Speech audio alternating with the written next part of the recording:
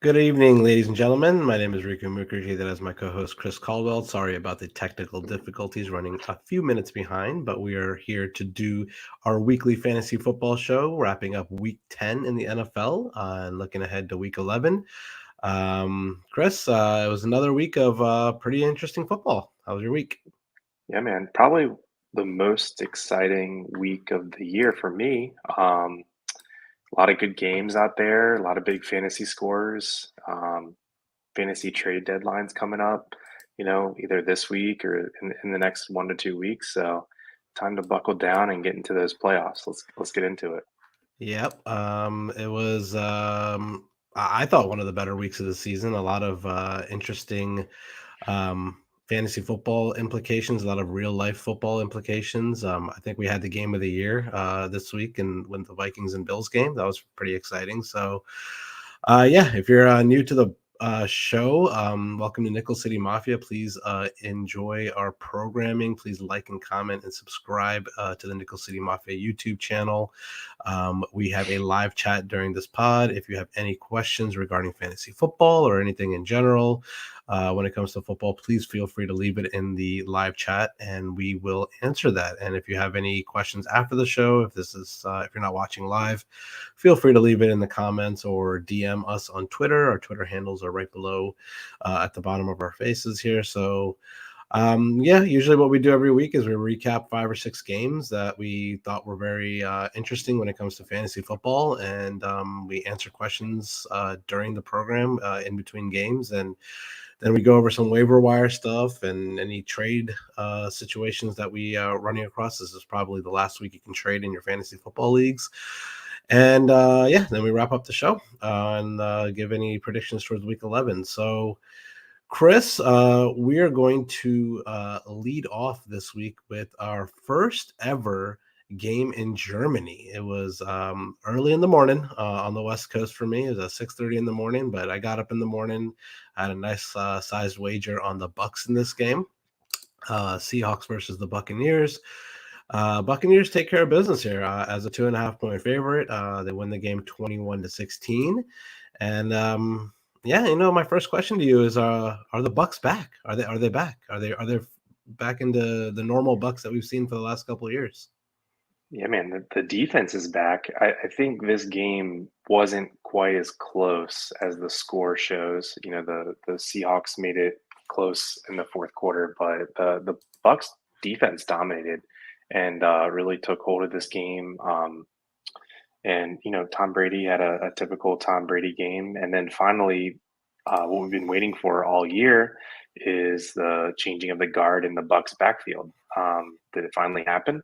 Yeah. I know, that a little bit of this domination of touches by Rashad White is due to Leonard Fournette's injury that he sustained, I believe, somewhere in like the third quarter.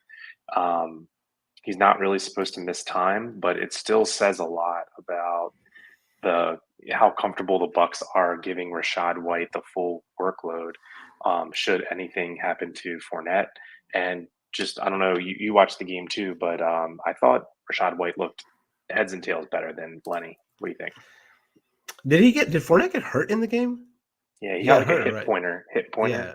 So I think that maybe that's why White ended up getting more touches this game, and yeah, he looked young and spry. We've been praising Rashad White for the last like I feel like 5 or 6 weeks on the show, and we knew that this changing of the running back situation was probably going to happen at some point. But who knows? Tom Brady loves Leonard Fournette; that's his guy, and like Tom in our chat says here, he says Brady's done. I disagree with that. I mean, I know he's 40, what is he, 45 years old or however old he is, but I think the thing that the Bucks realizes is that they're pretty much I mean, I would say they're probably a lock to win the division. I don't think there's anyone that's going to challenge them to win the division. The division is so bad that they can literally like coast into the playoffs here, and I don't think they're going to play their best football until I don't know, like the first round of the playoffs probably, and or maybe like towards the end of the season where they just need to start gelling together. They might even, call up Rob Gronkowski and tell him to come back on the team week 15, week 16 for a playoff run. Who knows? But I think Brady still got it. He looked pretty good in this game. But yeah, Rashad White looked good. I don't really know. I mean, he's definitely going to be a popular waiver wire pickup this week. I don't really know what their He, backfield sh- is. he he Yeah, shouldn't be available in your league, but if he is, he needs to be the number one claim. yeah, I agree. But obviously, if Leonard Fournette misses time, then he's the guy. But if Fournette is active this week, are you starting They White? have a And they have a bye, so oh, they have a they bye. have a Okay. bye, which helps Fournette out. But yeah, I mean, I think that Rashad White is a viable flex play no matter what Fournette's health is, and if Fournette is not healthy or if he's kind of just the one B now, I think Rashad White's a great play. I mean, I kind of picture Rashad White in like the same vein as Tony Pollard almost right now, like a Tony Yeah. Pollard light. Yeah, I definitely agree with that. On the other side of the ball, Kenneth Walker has I mean, probably his worst game of the year so far, and he still didn't do that bad. I've Yeah, heard I've heard so many people say, "Oh, Kenneth Walker had his worst game." In my mind, it's almost the most it's almost his best because of the receiving usage. yeah, It's like, we thought, oh, he's just Nick Chubb. He's going to get 15 carries a game and you hope he scores a touchdown. But if he's getting, 6 catches, I believe he had 8 or 9 targets, that's unreal. So I was actually very encouraged by this game, even though he didn't do it on the ground against that stout Bucs front. I'm pumped that he's getting the receiving usage. So all in Kenneth Walker, he's probably a top 5 to 7 option rest of season.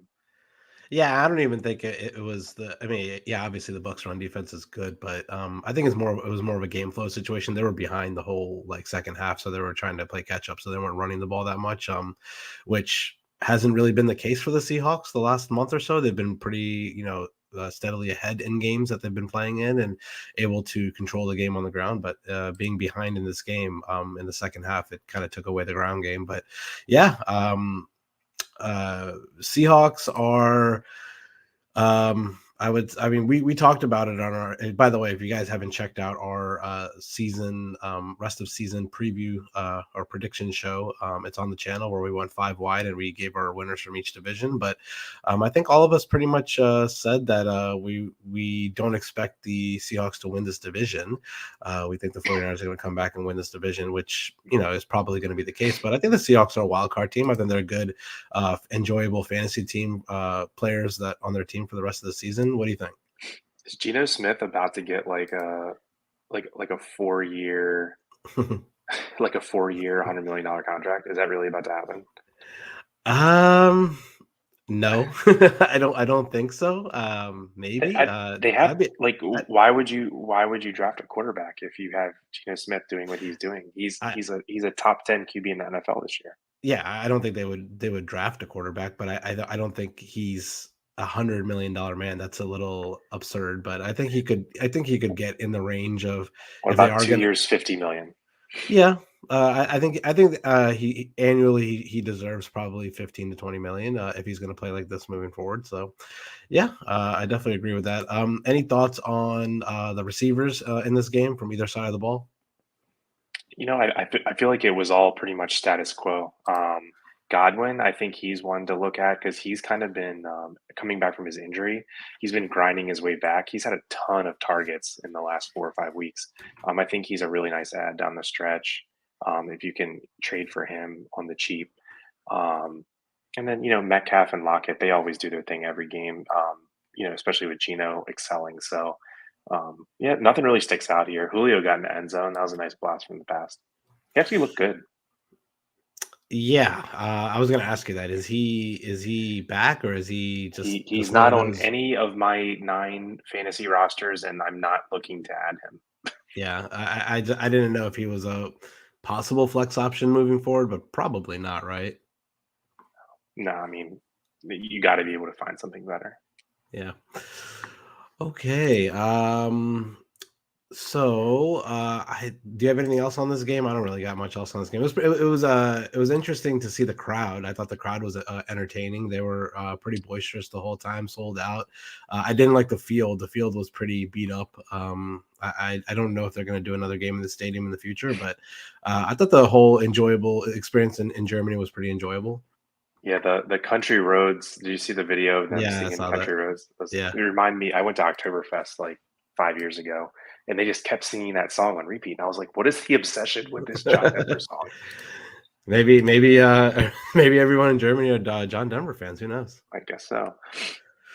All right. All right. So that's enough about that game, guys. If you have any questions, fantasy wise, or if you're tuning in for the first time, please leave it in the chat. We will answer them as we move along. Next game we're going to talk about is the Cleveland Browns going into Miami and getting shellacked 39-17. The Dolphins were I believe they were a 3.5 or 4 point favorite in this game.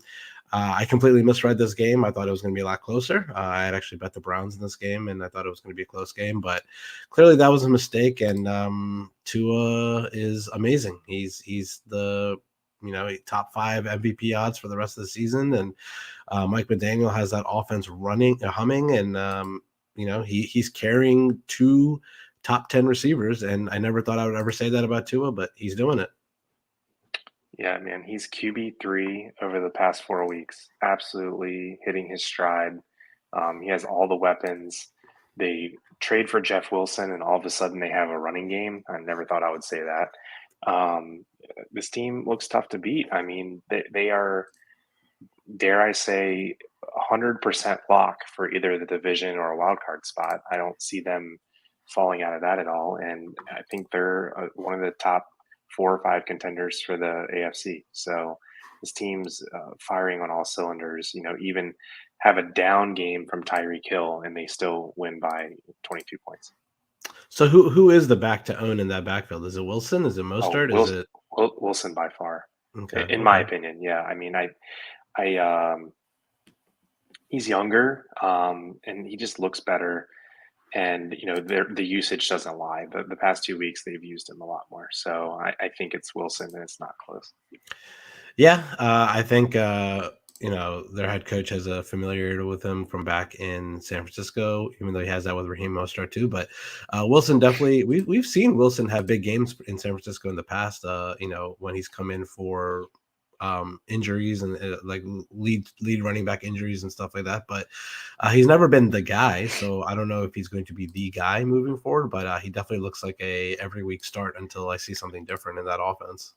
Yeah, I'll take the hint, right? I mean, he had more than twice as many carries as Mostert, and he had Yeah. more targets. Hmm. So yeah, I'll take a hint. It's Jeff Wilson. I Yeah. I'd even go out on a limb and say he's a mid-range RB2 rest of season in this offense. We have to start taking them really seriously. This offense is really, really good. Okay.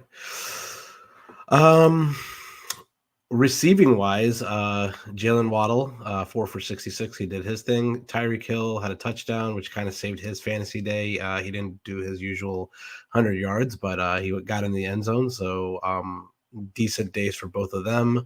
On the other side of the ball, Donovan People-Jones, man, he's a guy that you got to target and own, especially with Deshaun Watson starting to practice for the Browns this week, and I think coming back in a week or two. And I think he's going to be the guy that makes noise in that receiving game. Yeah, man. Absolutely love this guy. I meant to make a short on it this week, but last week and this week is the week to pick up all the Browns. Donovan Peoples-Jones is like low key been better than Amari Cooper the past month.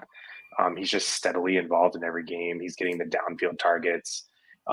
He just passes the eye test like crazy. He's very, very good.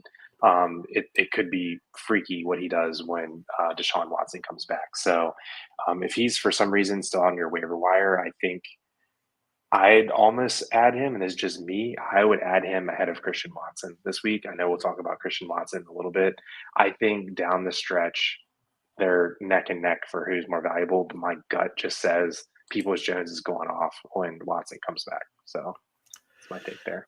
Yep. I have to ask you this: is Kareem Hunt just droppable at this point? Like I don't. I mean, maybe he's a stash, but like in case Chubb gets hurt. But he was a target when it came to trade rumors at the trade deadline, but they didn't move him, and he just he's made noise in fantasy the last few years, and he hasn't done jack shit all year. I don't know what's going on with him.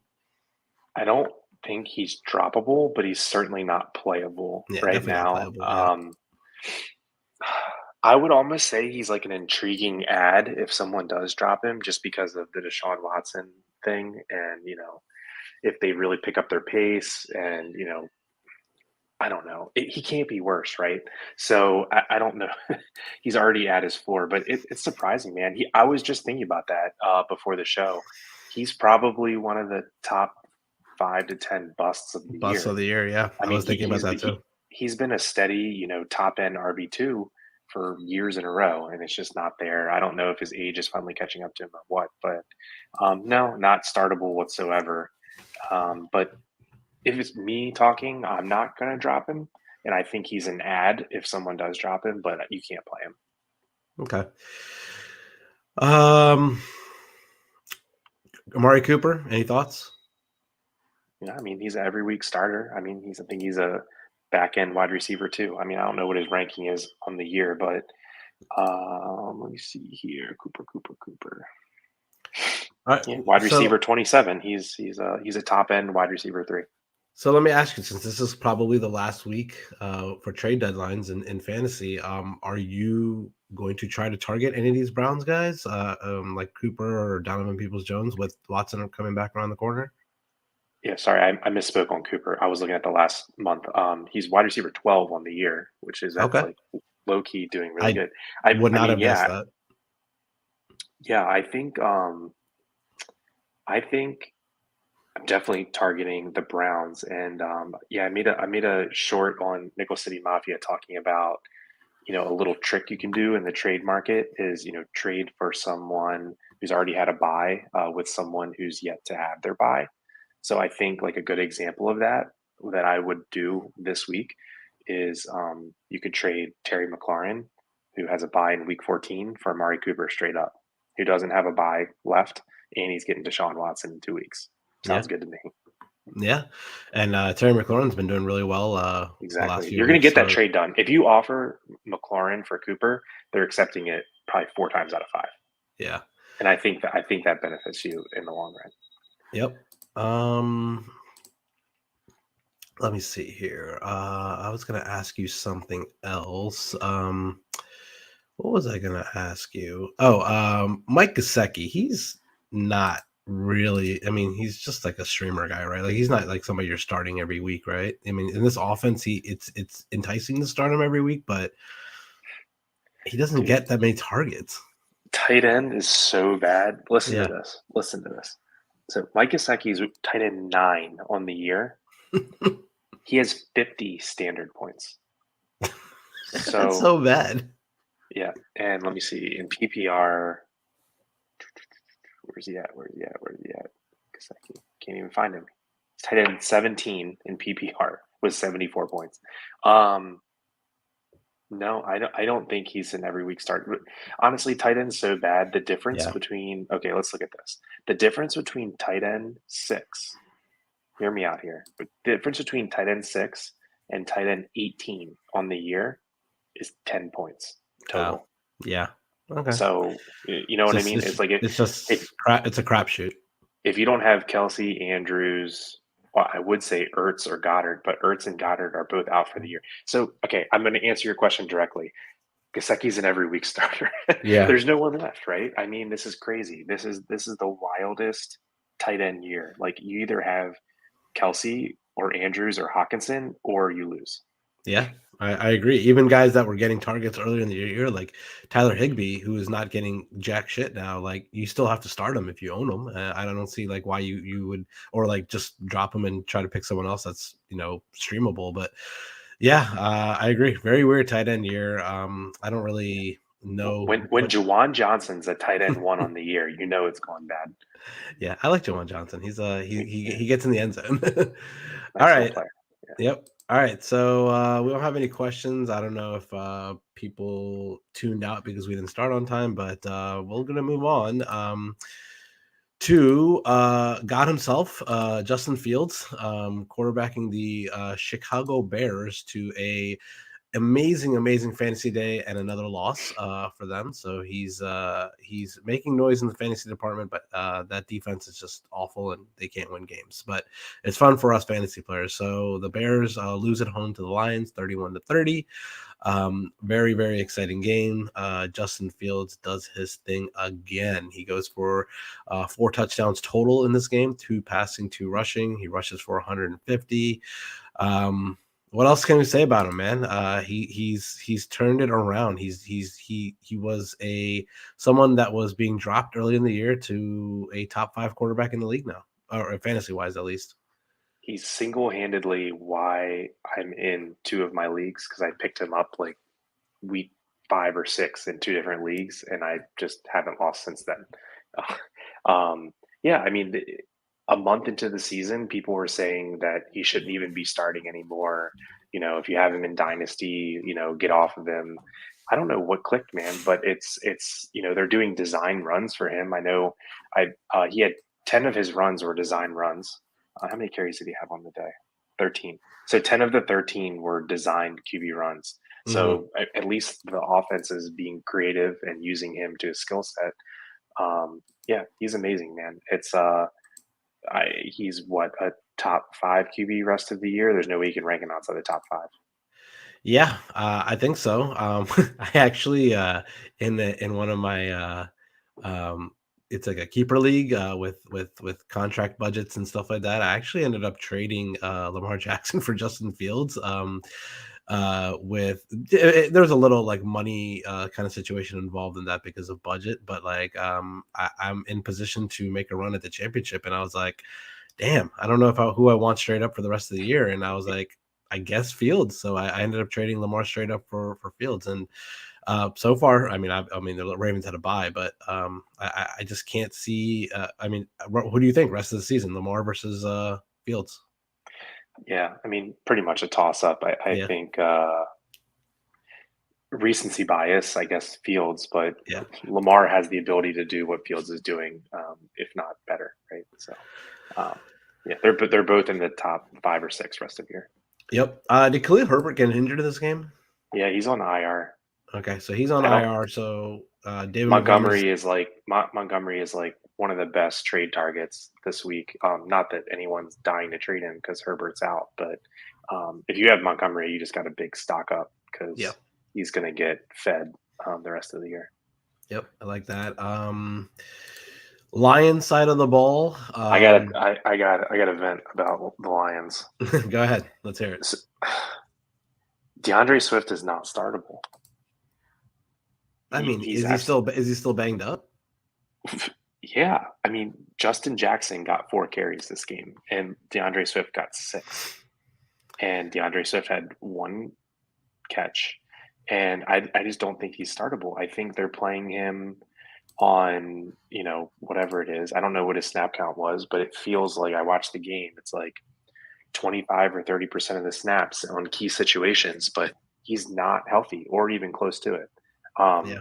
I have him. We're in a big league together, and I have him, and I've already made up my mind. I can't play him this week. He scored the touchdown last week, and I was still upset I played him because I just figured I got lucky. Because he's not a part of the offensive game plan right now. It sucks. I wish they would just sit him out and let him heal for a couple of weeks, but I don't know what they're doing. It's very frustrating because he's obviously very talented, but he is not remotely healthy right now.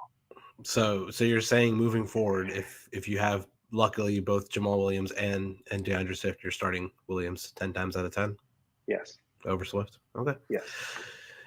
Amon-Ra does his thing this week. 10 for 119. He didn't get in the end zone, but he definitely had a good game fantasy wise. He was coming off of injury a few weeks ago, so it looks like he's back. And Lions are pretty exciting, man. They have some playmakers. I have no idea when is Jameson Williams coming back. He was supposed to be back like week 7 or week 8. Is he not coming back this year? I think he'll be back this year. The last time we did a show was 2 weeks ago, and I remember right before that show it said he had about a month to go. So Okay. we'll say 2 weeks after this week, something like that. Okay, so they're probably going to get him on the field to get him some reps towards the end of the year, I guess. Unless unless they decide, hey, like we're trying to tank or not make the playoffs, and they just want to, shut them down for the year. That's understandable too from a franchise point of view. But the weird thing is that they are still. I mean, technically, they're still kind of in playoff contention, right? At 3-6, like I don't see why at 3-6 you would give up on the year if you think you have a good player coming from back from injury. So I don't know. It's just an ACL tear. It's not like it was like a massive injury. I think they're going to want to see what they have in him, even if he just comes back and plays limited snaps in the last 3 games. I mean, I want the guy to put cleats on and see the field. That's just Yeah. me. All Jamal right. Williams is running back 15 on the year. He's one of those Hilarious. guys that's been for years now, even when he was in Green Bay, right? He was in Green Bay before, yeah. Like even when Hmm. he was in Green Bay, like he was always serviceable. Like he was one of those guys that you always wanted to have as a handcuff. Like you wouldn't fear to play Jamal Williams if your lead back got hurt, and he's just proving it again. He's doing his thing, and he's playing good football. Hmm. Do the let's see here. Any thoughts about the Bears passing attack? I mean, Komet's been doing his thing the last couple weeks, but like, Tight end one over the last 3 weeks. yeah, I he's think he been has. playing well. Yeah. He was so bad in the beginning of the year. Didn't it take him till like week 3 or 4 to get a catch? I don't know, man. Yeah, he had a few donuts earlier in the year. I know that. Do you, maybe him and Fields both drank the same Michael Jordan special juice at the same time like a month ago. I don't know what happened. But yeah, I mean, with the landscape the way it is for tight ends, you got to ride the heater. I mean, I mean, how do you not play Cole Kmet right now? He's on it, fire. it has to be coaching, right? Like you have to give some credit to the coaches here. They figured out how Hmm. to. I mean, obviously, their coach this year is they're a new coach, right? Like they didn't have this guy Hmm. last year, right? Yeah. Correct. So Correct. maybe like at the beginning of the year, like they didn't know how to implement a correct offense around Justin Fields, and they didn't know what to do. And yeah, I mean I think that's good coaching. Like you're seeing like the opposite side of that in Denver, where you have a Hall of Fame quarterback, and Nathaniel Hackett is just an absolute idiot and has no idea how to implement an offense. Coming from an offensive background in Denver, and they're just not scoring points. So it's coaching. I think it comes down to coaching, and obviously Justin Fields is very talented too. So yeah, they should be exciting moving forward. And if they hit in the draft next year, they could be a threat in the NFC. For sure. Yeah. All right. Chase Claypool's been disappointing, huh? Yeah. I'm giving him one more chance this week because they play Atlanta, worst pass defense in the league. If Chase Claypool doesn't have a dozen fantasy points, he's dead to me. This is his last chance. Okay. Maybe he's just bad. I mean, the Steelers traded him. Like you don't usually see the Steelers trading wide receivers when they're like a wide receiver factory, but maybe they just realized that Pickens is just way better than him, and that's why they got rid of Well, him. I don't think that's I don't think that's untrue. Pickens looks great. Yeah. Really high on him for his career arc there, but it's a little confusing that the Bears would trade a second round pick for Claypool and not feature him a little bit more up front. But we'll see. Yeah. We'll see. All right. Lions and Bears is done. Let's move on to America's game of the week. The Minnesota Vikings go into Buffalo and shock the world. They beat the Bills on the road here in one of the most exciting games I've ever seen, probably. The Bills were up by 4 points at their own 1 yard line, and they fumbled a snap at the end of the game. And the Vikings recovered it to take a 4 point lead, scoring a touchdown, and then Josh Allen drove down the field and kicked a field goal to send it to overtime, and then the Vikings ended up winning in overtime with Josh Allen throwing a pick, after the Vikings kicked a field goal. So we saw a lot in this game. We saw Justin Jefferson make probably one of the best catches in NFL history. And then the crazy thing is that Stephon Diggs made one of the most insane catches in NFL history also in this game. So really exciting game. A lot of fantasy implications in this game. Everyone that you think would have gone off in this game did go off in this game. So exciting stuff. Break it down for me, Chris. I heard a really cool analogy on the radio on Monday morning that this game it felt like a basketball game. It was like Kobe versus Jordan, like Jefferson versus Diggs. Like you almost wish that like Diggs was guarding Jefferson and Jefferson was guarding Diggs. I was like, Yeah. damn, it did feel like that.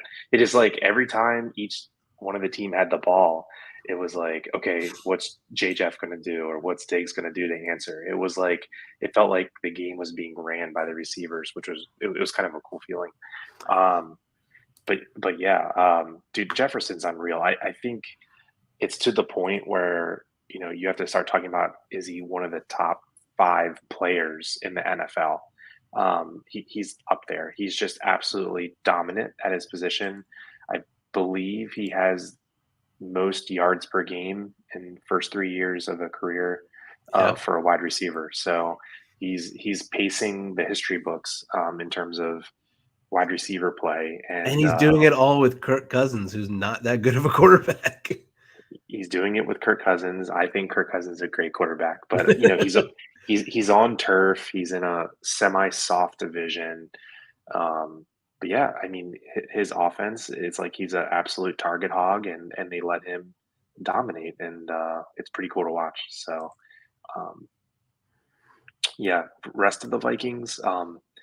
I thought Dalvin Cook kind of had a bad game. Other than the long touchdown that he broke, he didn't really do much.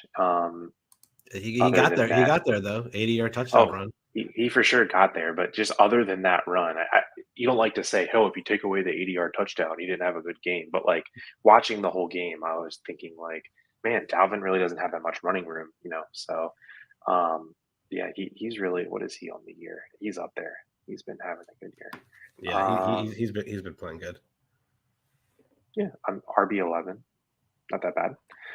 Um, where was I at? Oh yeah, Dalvin so Cook. yeah, CJ Ham with a touchdown. Look at that. Do not pick up CJ Ham off the waivers, please. Um, but yeah, Bill's side of the ball, um, Josh Allen, and I guess a great fantasy game. But in real life, I don't want to say he blew it, but was it back to back games with 2 red zone interceptions? You know, not great. It's one of those things where the only reason they were in the game was because of Josh, but then they ended up losing it because of his 2 interceptions and his fumble there on the 1 yard line. So tough game for the Bills. I still think they're without a doubt, even with 3 losses, easily top 3 team in the AFC. So we haven't heard the last from them. So I know we're on a Bills YouTube channel here, and I just want to ruffle some feathers here.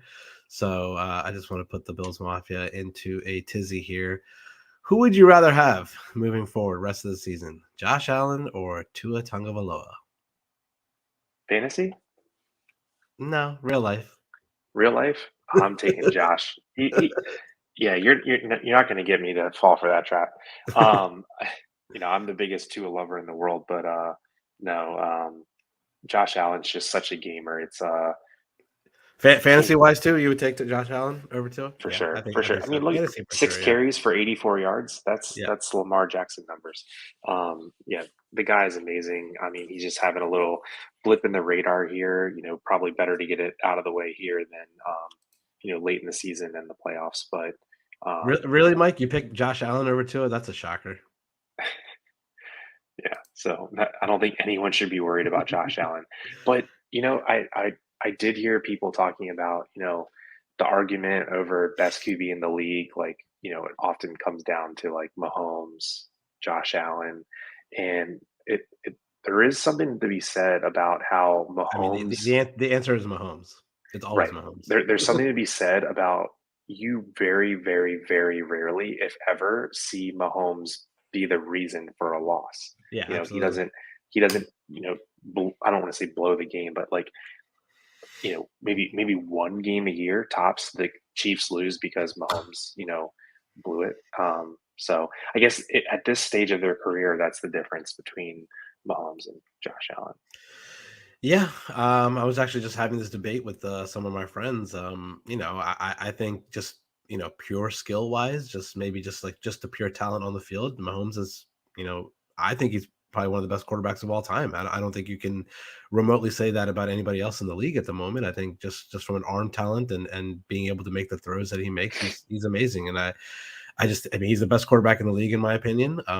The who's after him is debatable. Obviously, most people are going to say Josh Allen. You can make a case for Lamar. You can make a case for Or whoever after that. But I think he's in his own tier, and then everyone after that is fighting to be Patrick Mahomes. But yeah, that's how I feel. But I know most people in Bill's land disagree. But yeah, Gabe Davis, good game. He got in the end zone, 6 for 93.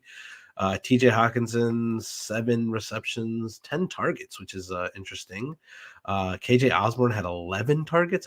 That's pretty crazy. He only had 4 catches, it though. didn't What was even that didn't about? even seem like that in real time. But yeah, Yeah. Hawkinson, um, I don't know if the arrow could be pointing any higher up for him. Not only because I think he had 8 or 9 targets last game and 10 targets this game with his new team, but just because tight end landscape is absolute trash. I mean, um, like we said, Kelsey and Andrews, but Andrews hasn't been healthy, right? And we're not even positive he's coming back this game.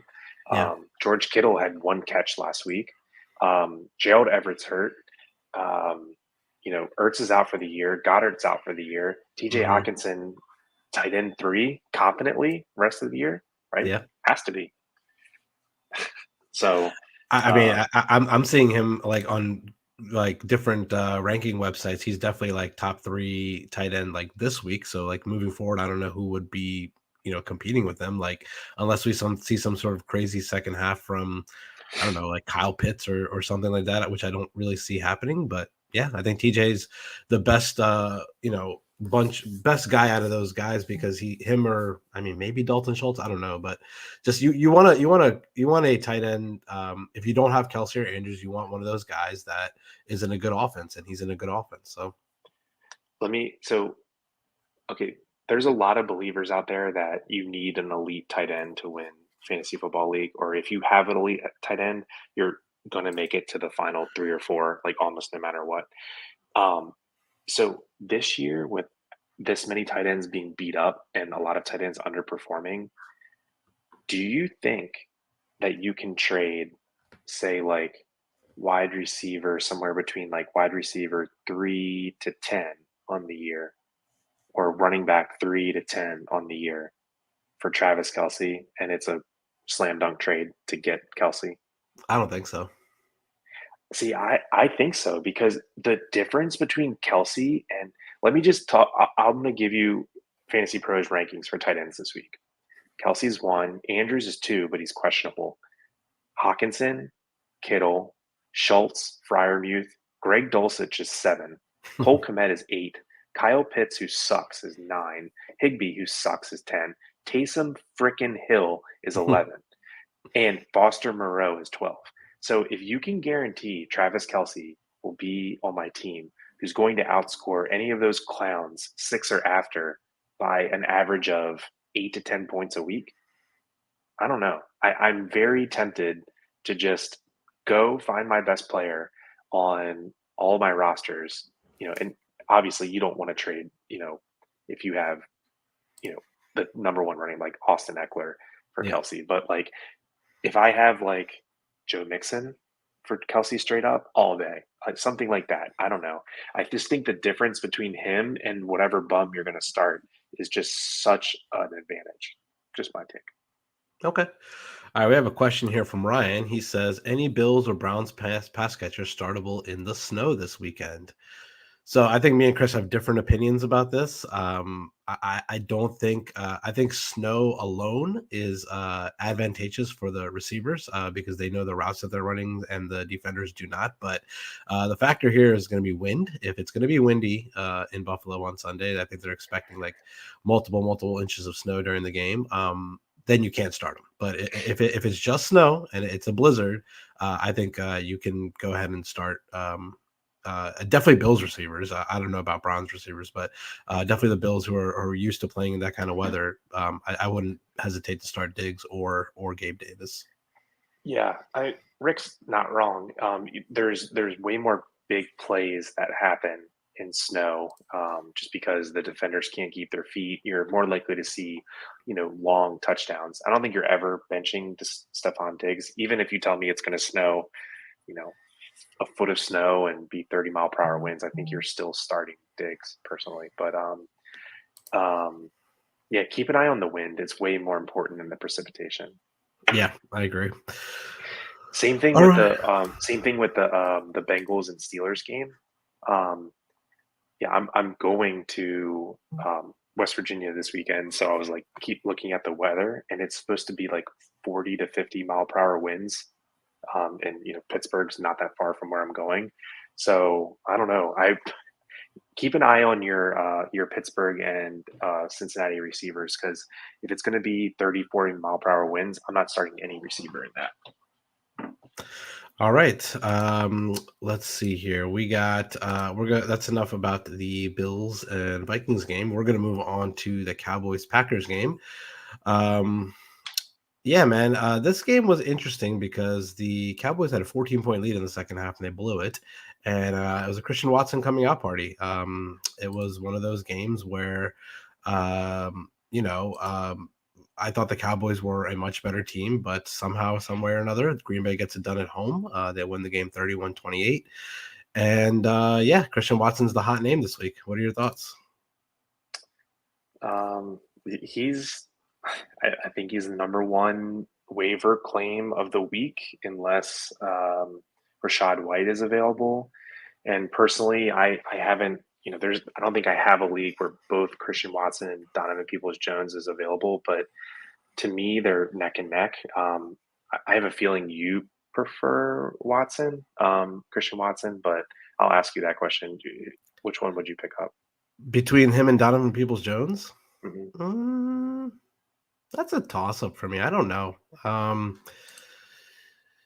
I guess I'll say Christian Watson just because I mean he has Aaron Rodgers and it looks like he kind of has started to develop some sort of connection with him. But do one of those guys have a bye? Watson Who hasn't had a bye yet.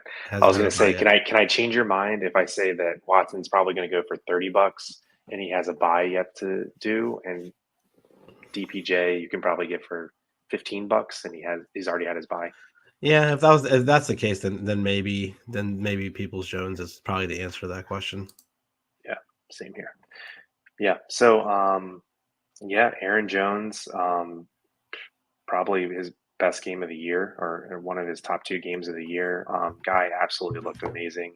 Yeah, AJ Dillon looked decent. I've I have so much AJ Dillon on all my teams this year, and he's just I don't know that I've ever actually played him. He's just like rotting on my bench, just waiting for Aaron Jones to get hurt, but it doesn't look like it's going to happen. So um, yeah, Aaron Jones, top 8 to 10 option rest of season. He looks absolutely fully healthy and the focal point of that offense.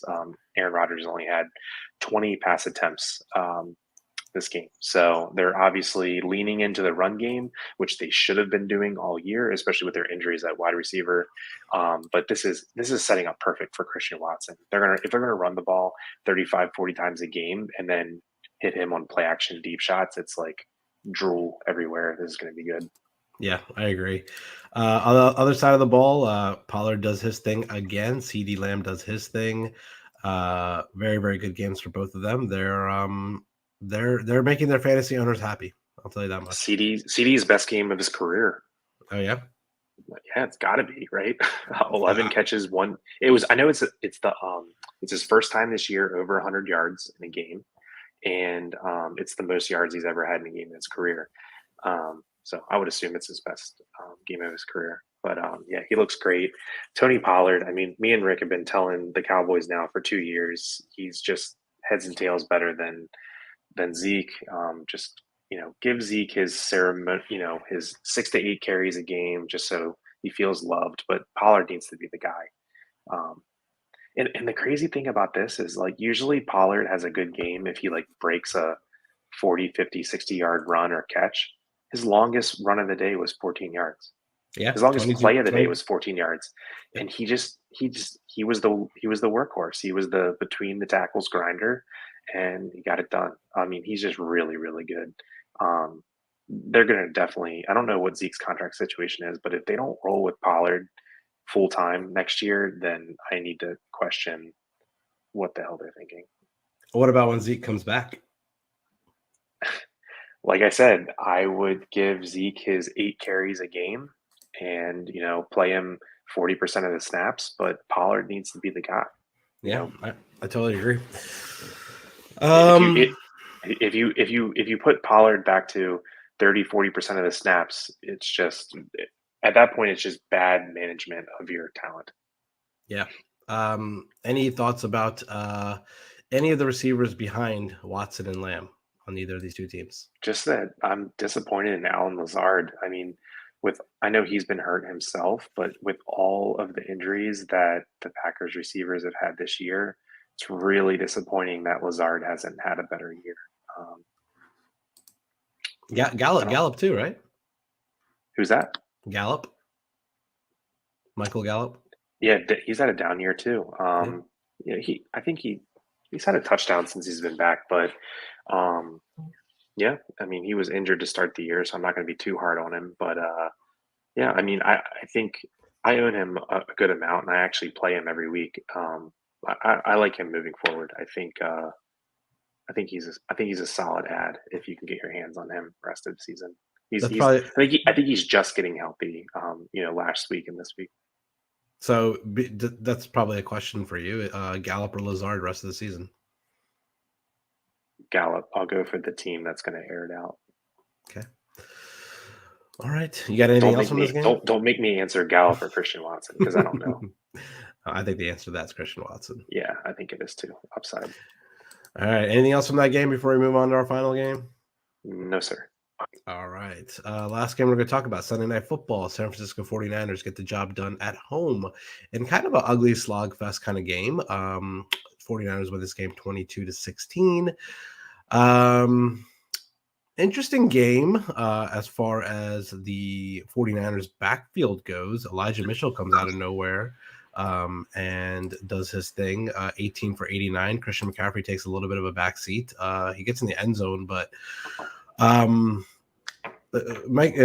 Shanahan said this week that they're going to try to give Elijah Mitchell and CMC equal share in that backfield moving forward. I don't know if that's just a kind of rest for CMC going into the playoffs, or that's just what they're going to do the rest of the year. I'm not really sure, but that's not music to fantasy owners' ears. Can you hear me all right? Yeah. Oh, my AirPods died, so I'm just talking to my computer.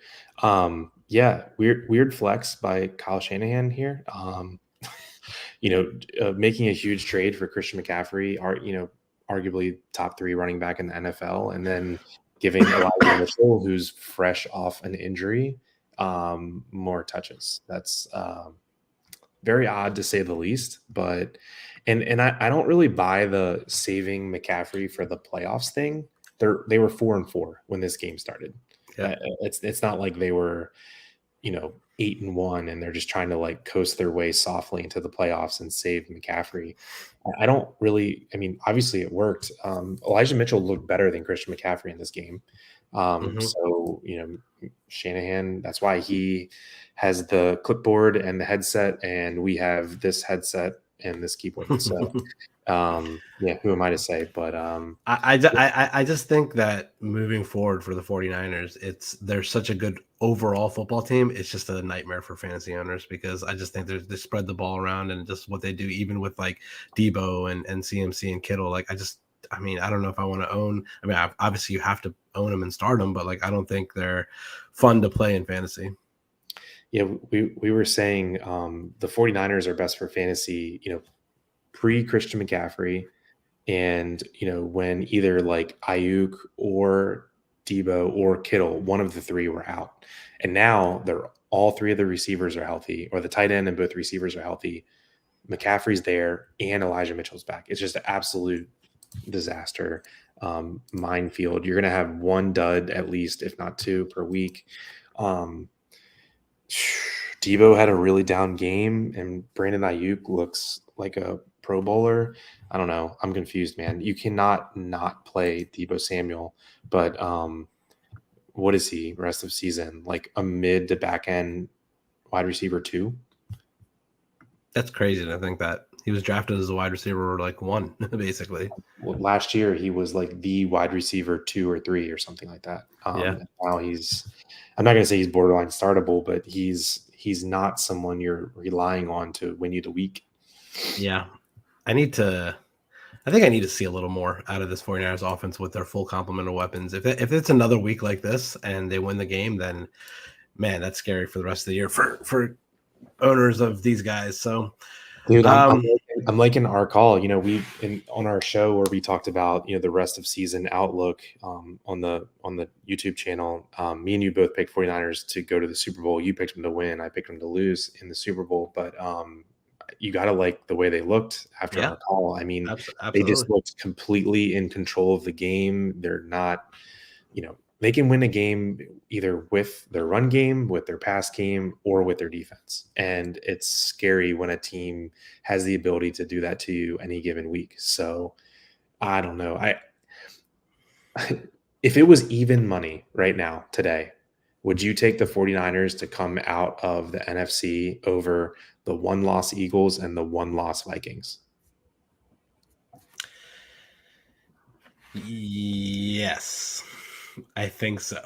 I think they're better than both of them. The 5-4 49ers, me and Rick are telling you right now, we're more confident that they will come out of the NFC than either of the 1-loss teams in the NFC. That's crazy, right? Like you obviously the Eagles are not even winning their division currently. Yeah, obviously the Eagles had their first loss of the year this past week, and the Vikings don't get any respect. And I just think, just at the end of the day, they're just in January, where you got to run the ball, play good defense, know how to win playoff games. I would take the 49ers over both of them right now. Agreed. Assuming there's no injuries, but yeah, on the other side of the ball, man, when are we going to get our guys back? Keenan Allen and Mike Williams. I need them to come back like now. It sounds like Keenan. They're both practicing. They're going to both practice this week. Yeah, it sounded like Keenan was at least considered to play last week, but Mike Williams was not. If I had to guess, I think Keenan's going to play this week and Williams will play next week. That's just my take. But dude, what are the Chargers just completely broken? I just think they're really banged up, man. They were in that second half of that game. They were playing with literally 3 defensive linemen. Their offensive line is banged up. Their weapons are banged up. Gerald Everett got hurt in that game. I just think they're really, really injured at the moment. I think when they have their full set of weapons and they're healthy, I think they're a pretty good football team. But yeah, let me read you some names from the Chargers box score. Okay, ready for this? Sony Michel, Michael Bandy, Xander Horvath, Richard Rogers, Trey McKitty. Who the hell is Trey McKitty? I don't even know who that is. He was a rookie tight end last year. He's not good. Yeah. Yeah, it's pretty gross, right? They just aren't healthy. They're like the 49ers. I mean, they're like the Ravens of last year. I don't know Gerald Everett's injury. I've kind of seen mixed results. You know, one thing I saw said day to day, and then one thing I saw is it could be really serious. But if he's out for the year too, the tight end landscape just lost 3 tight end ones in 1 year, in 1 week. Crazy. We got a question here. Big Trev, what's up, man? Welcome to the channel. If you're not subscribed, please subscribe to us. He says, "What's up, guys? Need 2: Rondale Moore, Adam Thielen, DPJ, Kadarius Toney, Michael Gallup, PPR."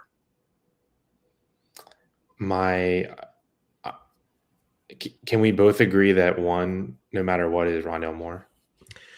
Yeah. I mean, maybe he is, but there is a Kyler Murray, Colt McCoy question that needs to answer there. Yeah. You know what? Thank you for pointing that out. Kyler. Okay. Here's the thing. If Kyler plays, I think you need to play Rondale Moore because he is like red hot the last 3 weeks. But if he doesn't, they're also playing San Francisco. San Francisco's defense is just nasty, dude. So I don't know that I would. And I swear, I was watching some of that Cardinals game last week, and every time I turned it on, he was throwing to DeAndre Hopkins. That's like the only guy he threw to in that game. So a little iffy. If Kyler plays, then yeah, Rondell Moore for sure. But if it's Colt McCoy, I might have to sit him. Maybe, I don't know. Yeah. Tony looked good. Tony was interesting. We didn't talk about that game this week, but I like what I saw. He got 2 carries and 3 or 4 catches and a touchdown. So I think, with their running game struggling so much, Pacheco looked decent, but I think they're going to manufacture touches for Tony on sweeps, on reverses, on trick plays around the goal line. Andy Reid loves that shit. So I think Tony is a nice play. As for answering the question, if Kyler plays, Rondale is one of them. If Kyler doesn't play, Rondale's not one of them. Yeah. As for the rest, probably Gallup and DPJ in the snow. I don't know, man. This is a tough question. They're all about equal. I'm going to say Thielen's got a lot of targets lately, and they're playing Dallas. Should be a relatively high-scoring game in a dome. I think Thielen's a nice floor play. I don't know what his upside is, but I would say Thielen and DPJ, I guess. And then maybe if it snows and it has a lot of wind, then Thielen and Tony. I don't think I kind of don't mind any of these guys. So just pay attention to the weather and pay attention to injury news, obviously. Yeah. He also has another question: Kyler or Danny Dimes? I can't believe this is a question, but Daniel Jones at home against the Lions. I'd take him over Kyler Murray against San Francisco. I can't believe I'm going to agree with you. It's crazy, right? Well, I don't know. Why do the Giants play a bad team every week of the year? I don't get it. They have the easiest schedule, and the hardest team they had on the schedule was the Ravens, and they beat them. Yeah. I don't know if they take Kyler off the injury report and they say he's fully healthy. I can't bench Kyler Murray for Daniel Jones. I just can't do it. But if he doesn't practice all week and then he ends up playing against San Francisco, yeah, I'm not willing to risk a first quarter injury. Yeah. That game is also in Mexico City on Monday night at Elevation. So kind of a weird game. I would probably avoid a unhealthy Kyler Murray. He might not even play. So I don't think you can take especially with the fact that the game being Monday night and the Giants play on Sunday, I don't think you can take the risk of waiting till Monday to get injury news. So I think you have to play Daniel Jones' situation. And I think he's a better play too, to be honest. Especially since we don't even know who the Cardinals backup is. So it's not like you can't even add Colt McCoy and just say, okay, if Kyler doesn't play, I'll just play Colt McCoy. Apparently Colt McCoy might not even play either. It might be Trace McSorley. Trace McSorley? I think he's that guy? Yeah. Oh, wow. I didn't know that. Yeah. Okay. Any other questions, anybody? And you don't want to play Trace McSorley. Yeah, you don't want to play Trace McSorley for sure. But that's going to wrap up our game recaps here. Let's do some waiver wire questions here. Any guys at running back that you want to talk about? Well, if he's available, I guess the number one ad would be Isaiah Pacheco, if he's available. Okay. Brian Robinson, if he's available. I doubt he is. But if he is, available, yeah. What's that? I doubt he's available. Yeah, so yeah, Pacheco and Robinson are my 1 and 2 if they're available. So down to more realistic people who I think could be available. I like Gus Edwards a lot this week if he is put back in the lineup. Ravens are at home against an awful Carolina defense, and they're heavy favorites. I like Gus Edwards a lot. Same with Kenyon Drake. We don't know what the split on the work will be there, but I like both of them a good bit. I think running back's kind of dry, but Rachaad White, we've already talked about that. He's probably not available, but if he's available, he's my number one over Pacheco and Robinson. And then someone a little bit lower down that I like is Jalen Warren on Pittsburgh. Najee Harris had 21 touches this week. He had over 100 yards, but Jalen Warren looks pretty good. I don't know. I think we'll just call him a really strong handcuff at this point. So kind of someone I want to roster. Yeah. I got one name, not that exciting, and just mainly we haven't seen him know what he's really going to be doing in this offense, but Chase Edmonds maybe. Broncos offense is so gross that I don't really know, but yeah, I guess if you have room on your bench as a stash, maybe as a in emergency flex play, you could play Chase Edmonds, but that's all I really got as far as running backs goes. You took all the other names out of my mouth. I like Jalen Warren. Let me paint a scenario for you and see what you would do. Okay, so you're in a league. It's not a dynasty league, just a 1-year league, and at the bottom of your bench, you have Latavius Murray and Kenneth Gainwell sitting there. You don't really play them; they're just kind of there just because. And someone drops Cam Akers. What do you do? Nothing.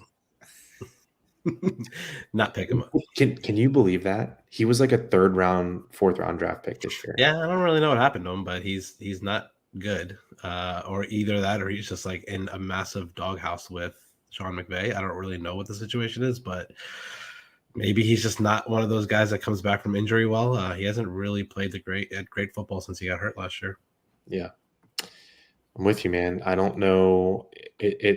He's one of those names where you see him on as a free agent and you think what the hell's going on here? This can't be real life, but it's real life. That's where he belongs. So leave him there. Yep. Wide receivers, anybody? Yeah, I mean, we've talked about them, both of them a lot.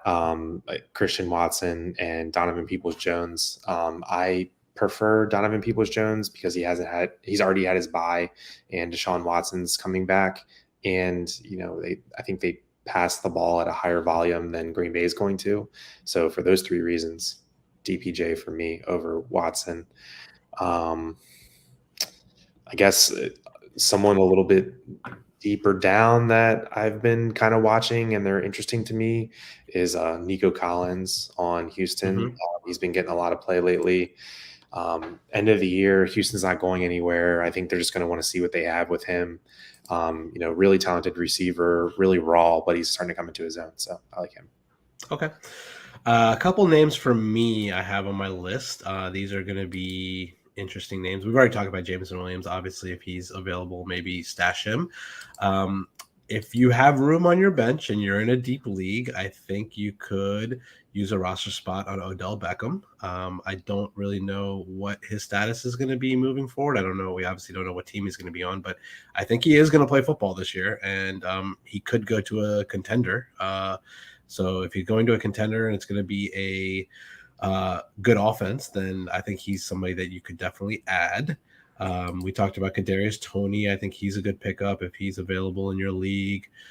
Terrace Marshall is showing some life. I think he has a tough matchup this week against the Ravens, but I like him moving forward. What about Ben Skronik? No. Cooper Kupp's probably out for the year. That's okay. I just don't. I watched that guy play football. I just don't think he's that good. What about Van Jefferson? I'd rather have Van Jefferson than well, we should probably Van Jefferson needs to be on the list. Probably no farther down than 3rd or 4th on the wide receiver list, just because Kupp is likely out for the year and Allen Robinson sucks. Yeah. So. And one last name, if he is available in your leagues, just because I think I probably can go safe to say here that Taylor Heineke has locked up the job for the rest of the year. I don't think they're going to play Carson Wentz with him playing so well the last few weeks. Is Jahan Dotson. I don't mind as a stash.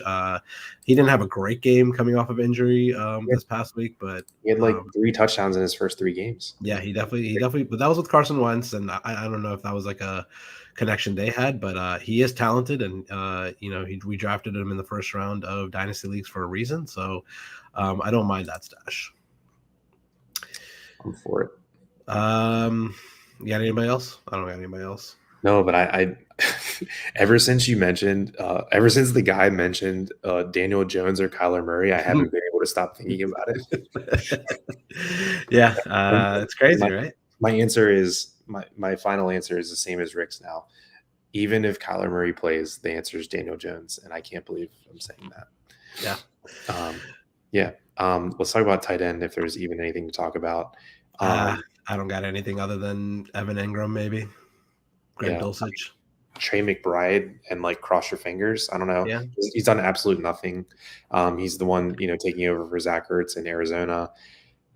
Very confused. I honestly don't even know who the backup tight end is in Philly. I really don't know.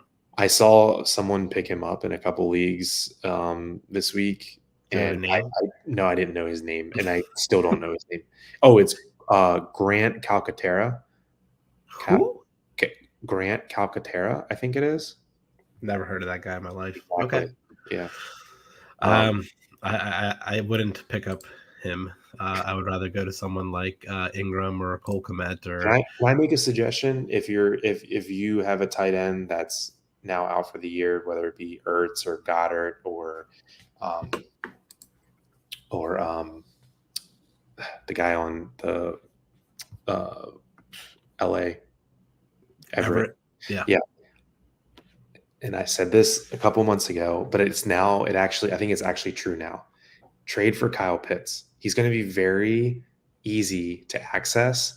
And even with as bad as he's been, he's no worse than like the tight end 7 or 8 right now. And if you're in a 12-team league, he's actually very valuable because even as bad as he's been, he's still a tight end 1 and he has massive upside. We already know that. So I just think one of the, big brain plays you can do right now is trade for Kyle Pitts because there's literally no good tight ends. So if I'm going to take a wild gamble on someone that sucks, it's going to be, the 6th overall pick from last year's draft. Okay. I like it. All right. Let's wrap up the show. Do you have any defenses? My number one streaming defense of the week is going to be Ravens. Yeah, Ravens. I also like the Broncos at home against the Raiders. The Raiders are absolute trash, and the Broncos have a really, really good defense. Giants at home against the Lions. I don't mind that, but that's about it. Yeah, not going to be able to stream. Well, Patriots might be a decent stream, not because they didn't play last week, so people might have dropped the Patriots, but they have a smash matchup at home against Zach friggin' Wilson this week. So Patriots. I actually like the Jets in that game a little bit. Yeah, there's no way. There's like zero way Zach Wilson doesn't have 2 turnovers. I feel like that game is going to be like 17-13 or 13-10, something like that. I think it's going to be a gross game. But if anyone dropped the Patriots because they had a bye last week and they didn't want to hold them through their bye, you, put all your money in on the Patriots. All right, Chris. I think that's going to wrap up the show for the day. We didn't have many questions today, so we are going to call it a night. I got some golf lineups to build for tomorrow. We will be back. I will not be back here next week, but if you guys do a show before Thanksgiving, you guys can do one. I will be on a cruise ship in the middle of the Pacific Ocean somewhere for the next week, so I'll let you guys figure that out if you guys want to do a fantasy football show before Thanksgiving. But it was a interesting week. We got some good football ahead this upcoming week, and then we're heading into the home stretch before the playoffs, man. Yep. So, thanks for joining, guys. Leave us a comment.